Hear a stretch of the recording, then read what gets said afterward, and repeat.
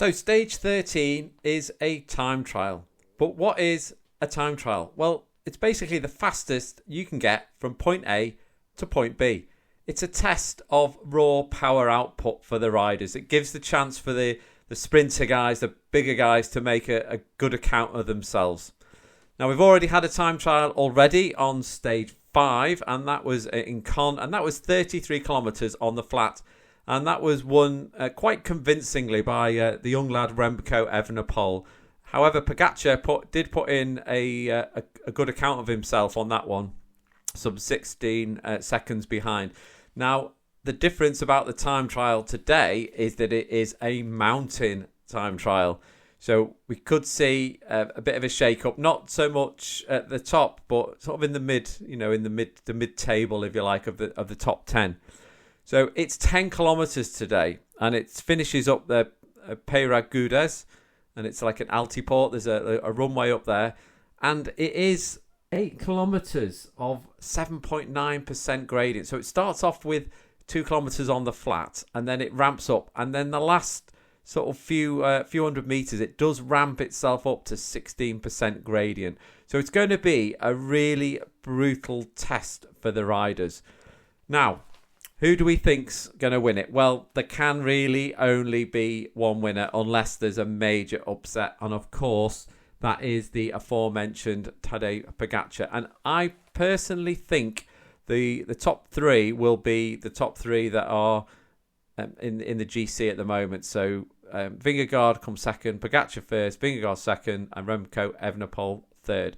However, I would like to see some good performances put in by some of the other riders. So Oscar Onley, who's been cycling really well for Team Picnic Post, and he's a Brit lad, and he's in I think he's 5th or 6th on GC at the moment.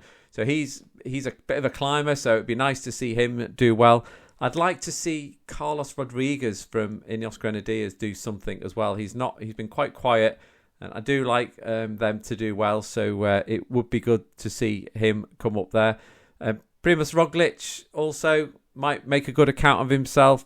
And of the others, we've got Kevin Vauquelin, Felix Gall, the usual kind of hitters who are kind of climbers. I would like to see them do well as well. It will be interesting to see what equipment the teams are going to use. Now, time trial bikes, they're aero bikes. They are a little bit heavier, and they've got all the aero fairings on and stuff. So I don't think we're going to go aero time trial bike today by the teams.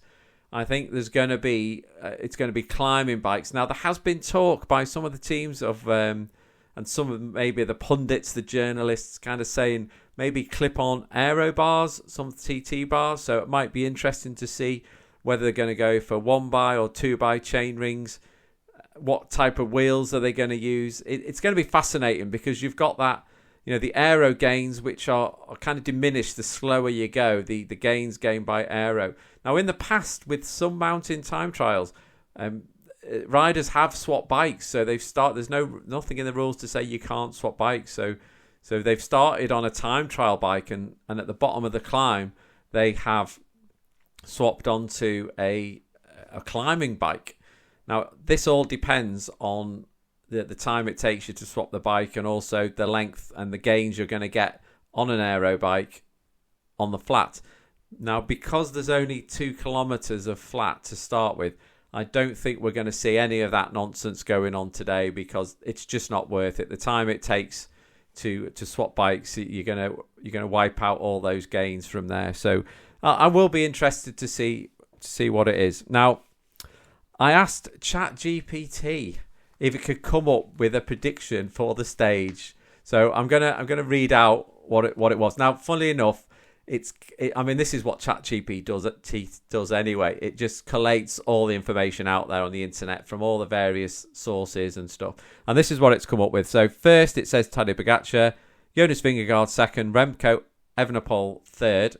So that's its top three, which is fairly standard. Then we've got Florian Lipovitz fourth, Primož Roglič in fifth, Oscar Onley in sixth, Kevin Vauquelin in seventh, Tobias Johansson of Uno X in 8th and Felix Gall in 9th. It's given me the top 9 placings there.